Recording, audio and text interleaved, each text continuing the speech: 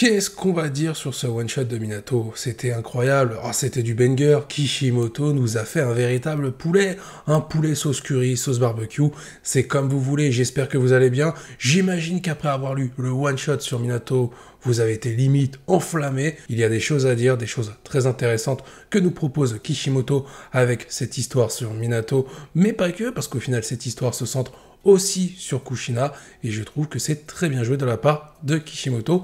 On voit ça maintenant. Une histoire du coup qui n'est pas que centrée sur Minato, mais bel et bien sur Kushina et Minato. La relation des deux est mise en avant dans ce one-shot d'une 50aine de pages, et c'est complètement réussi. La référence à tout ce qui a été fait, les références, j'ai envie de dire, c'est plus français, les références qui ont été données dans ce one-shot, franchement, était au rendez-vous. On avait eu des choses en Naruto, dans l'histoire de Naruto, sur l'histoire de Minato, et aussi sur Kushina, mais on avait abordé, on avait survolé le sujet, on n'était pas rentré en profondeur. Là, en quelques pages, Kishimoto, il nous a régalé, il nous a donné du développement, à la fois sur la conception du Rasengan de la part de Minato, sur l'histoire de Kushina, on a même le droit à des explications sur le clan Uzumaki de la part de la dame Mito. Franchement, c'était hyper intéressant. Sur ce point-là, on a le droit aussi au côté relationnel entre Minato et Kushina, pourquoi les deux s'aiment tant, et l'amour que représente par la suite Naruto, qui est dû du coup à l'amour de Minato et de Kushina. Et ça, dans ce one-shot, ça a été hyper bien réalisé. Les références qu'on avait pu avoir dans Naruto, on les retrouve également dans ce one-shot, mais en plus de ça, on crée une origine à ce qui nous avait été proposé autrefois. On n'est pas que sur du fanservice, parce que c'est vrai qu'on a pas mal de références, et on pourrait dire c'est du fanservice, Kishimoto nous prend par les sentiments. Non, là, c'est des références qui créent une origine à ce qu'on a eu dans Naruto, et qui manquait de profondeur. Kishimoto en a rajouté avec ce one-shot. Au final, il y a une véritable utilité sur ce qui a été fait dans ce one-shot. Et ça, honnêtement, c'est très fort. On peut même faire une comparaison. Alors la comparaison est un petit peu bancale, mais au final, elle est plutôt correcte et cohérente. On va prendre en compte Dragon Ball Super, qui est une suite de Dragon Ball, et on va prendre Boruto, qui est une suite à Naruto. Si on compare ces deux suites, on voit clairement qu'il n'y a pas les mêmes objectifs de part et d'autre. Du côté de Kishimoto, on est là du côté de la passion, on veut faire vivre une histoire et on veut faire plaisir au lecteur, tout en racontant ce qu'on doit raconter sans forcément écouter les fans aussi de ce côté-là. On raconte une histoire qu'on veut raconter et pas l'histoire de quelqu'un d'autre. Kishimoto, il est plutôt sur cet objectif-là. Du côté de Dragon Ball Super, on est sur un point de vue commercial. Ça veut dire que on veut tout faire pour du profit, pour avoir de l'argent, quitte à faire une histoire qui est complètement incohérente sur ce qui a été proposé auparavant. Alors là, vous allez me dire, mais c'est quoi le lien avec Minato? Minato est un spin-off, est un one-shot, un préquel, on peut dire ça, à l'histoire de Naruto. Mais encore une fois, on sent que là, il y a de la passion qui a été mise dans ce qui a été réalisé avec ce one-shot de la part de Kishimoto. Le mec, par rapport à Naruto 99, il aurait pu très bien faire quelques pages et pas vraiment se fouler. Il a vraiment mis du sien, il a dessiné, il a créé une histoire cohérente et très sympathique à suivre autour de Minato et de Kushina et aussi de Kyuubi, parce qu'il ne faut pas l'oublier, Kyuubi est présent dans ce one-shot et il a un rôle très intéressant par rapport, entre guillemets, à l'union entre Kushina et Minato. C'est vrai que pour la plupart des gens, il y avait de la crainte par rapport à une énorme attente sur l'histoire autour de Minato.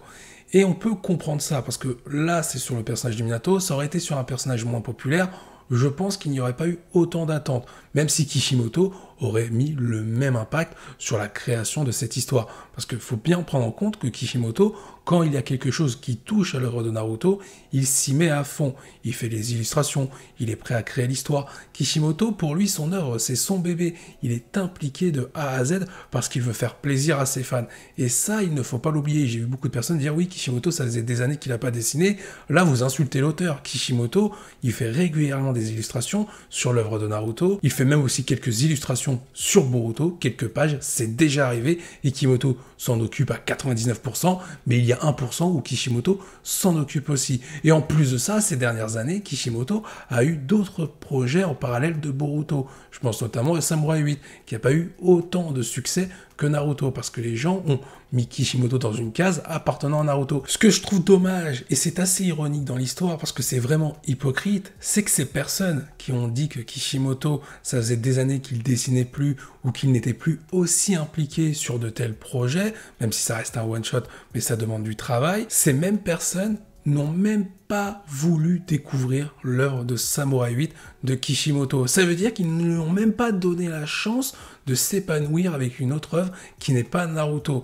Derrière, je suis désolé, vous n'avez rien à foutre dans cette communauté, c'est que vous ne soutenez pas Kishimoto. Ne venez pas dire derrière qu'il est incroyable, alors que dès qu'il a tenté quelque chose à côté, vous l'avez limite boycotté parce que ce n'était pas du Naruto. C'est de l'hypocrisie pure, et ça, j'aime vraiment pas. Mais arrêtons de commencer à tirer des balles perdues, parce qu'il y en a certains, je vais les vexer, et on vous connaît dans la communauté. On va se concentrer, on va rester concentré plutôt sur le one-shot de Minato, et pour moi, le point le plus réussi de ce one-shot, c'est tout simplement la conception, le mystère, entre guillemets, même s'il n'y a pas vraiment de mystère, autour du Rasengan, c'est-à-dire au moment où Minato finit l'élaboration de sa nouvelle technique.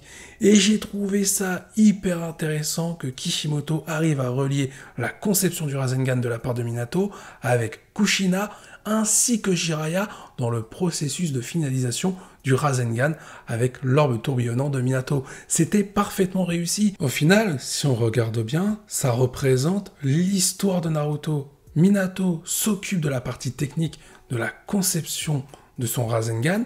Jiraiya va aider Minato indirectement à trouver l'élément final pour que Minato puisse utiliser son Rasengan à 100%, notamment en malaxant son chakra dans les deux sens, et Kushina va donner le nom de Rasengan, l'orbe tourbillonnant, pour Minato.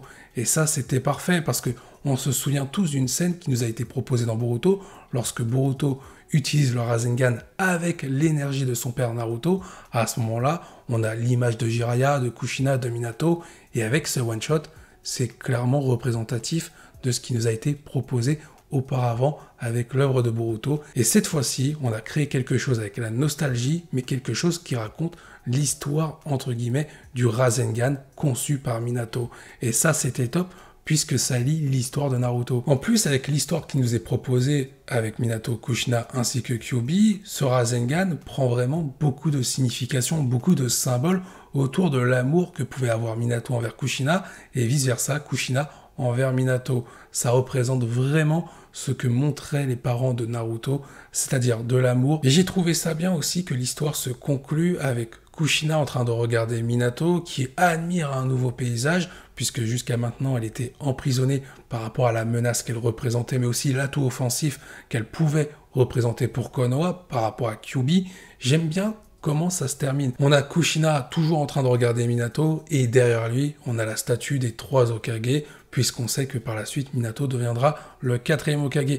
Autre point aussi qui a été très intéressant, c'est l'évolution de Kushina dans ce one-shot. Et encore une fois, ça n'a duré que quelques pages. Donc ce qu'a fait Kishimoto, c'est incroyable en termes de développement en si peu de pages. Ce que j'ai bien aimé, c'est le fait qu'on raconte que pour que Kushina puisse trouver le bonheur, trouver l'amour, elle devra tout simplement franchir les limites et ne pas hésiter à aller contre les indications de Konoha par rapport à, entre guillemets, sa prison, sa délimitation qu'elle ne peut pas franchir par rapport à Kyuubi qu'elle possède au fin fond de son esprit.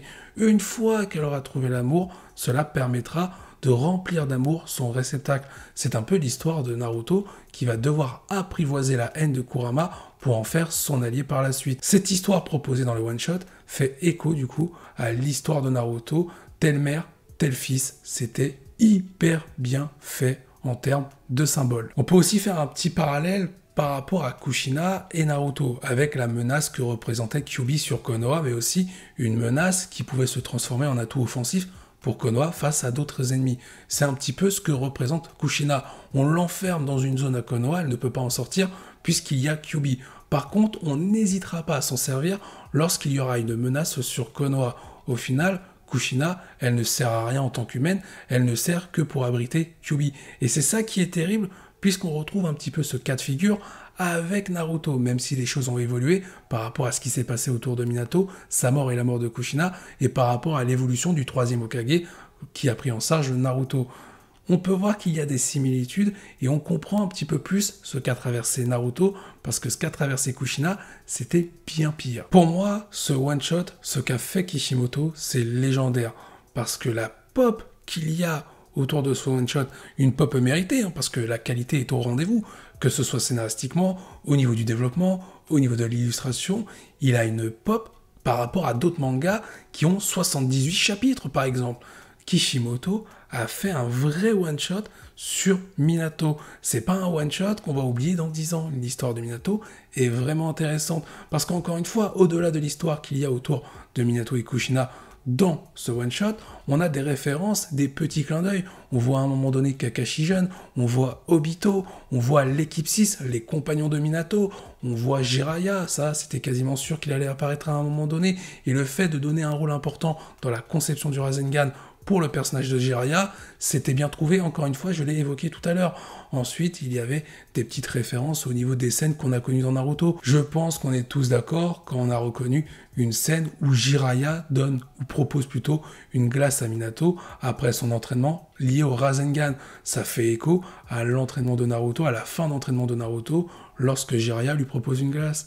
Les petits détails comme ça qu'a rajouté Kishimoto dans ce one-shot, c'est pas du fanservice, c'est de la nostalgie pour faire avancer l'histoire. On a même le droit, et ça, c'était incroyable, on a le droit à une scène où Minato, en termes d'illustration, ressemble quasiment à Naruto. Je pense notamment lorsque Naruto a eu le droit à des scènes d'hôpital.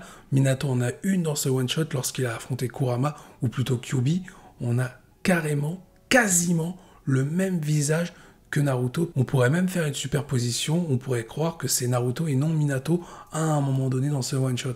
Ça, Kishimoto, il l'a super bien dessiné. Cette référence était légendaire. Au-delà de l'histoire qu'il y avait à raconter autour de Minato Kushina, ainsi que du Rasengan en mettant Kyuubi à côté, on nous a valorisé, Kishimoto nous a valorisé le personnage de Minato. On savait qu'avant ce one-shot, que Minato était un ninja prodigieux, avec un potentiel élevé, et qu'on n'avait jamais réellement vu sa puissance. Là, dans ce one-shot, le mec, il est overcheaté. Même Kyuubi est choqué. Il n'a pas vu de telle performance depuis le premier Hokage. Le mec est capable de se battre face à des bijoux et est capable de faire face à Kyuubi. Minato n'a peur de rien, parce que tout ce qu'il veut, et c'est bien montré dans ce one-shot, il veut tout faire pour protéger Kushina. Il veut créer des techniques, notamment le Rasengan, pour être capable de la protéger. Non, honnêtement, ce one-shot, c'est un pur banger. Merci Kishimoto. Pour moi, on est sur de l'excellence avec ce one-shot. On s'en souviendra encore pendant longtemps. Néanmoins, j'aurais aimé quelque chose en plus. On a eu le droit à un petit texte sur le clan Uzumaki, avec notamment Mito Uzumaki, ça c'était très intéressant, sur le fait que le clan est maintenant dispersé parce qu'il a tout perdu. À l'époque, il était très puissant, il a mené des guerres, etc., etc. On a eu le droit à un petit développement sur le clan Uzumaki. Ça n'a duré le temps que d'un texte. J'aurais aimé qu'on ait la même chose pour le clan Namikaze. Ça aurait permis de mettre en avant le clan, mais aussi de mettre en avant un tout petit peu les origines de Minato. Ça aurait été grandiose. Mais en soi, le one-shot est déjà grandiose et on peut remercier Kishimoto pour ce qu'il a fait et pour ce qu'il continue de faire avec l'œuvre de Naruto et toutes ses créations à côté. De plus, au vu de ses propos, les propos de Kishimoto lorsqu'il a commenté son œuvre sur Minato, il y a de fortes chances qu'on ait le droit à d'autres spin-offs. Parce que clairement, dans son commentaire, dans ses propos, tu sens qu'il n'en a pas fini avec l'œuvre de Naruto, même s'il y a Boruto à côté. Tu sens qu'il a d'autres projets derrière. Merci encore une fois à Kishimoto de nous avoir fait procurer de nouvelles émotions sur une histoire en lien avec Naruto, et notamment sur Minato, ainsi que Kushina. On s'arrête ici, j'espère que cette review vous a plu. Je vous invite à donner votre avis en commentaire par rapport à tout ce que j'ai pu dire. Sur ce, je vous dis à la prochaine, et n'oubliez pas que la volonté de Minato et de Kushina soit avec vous.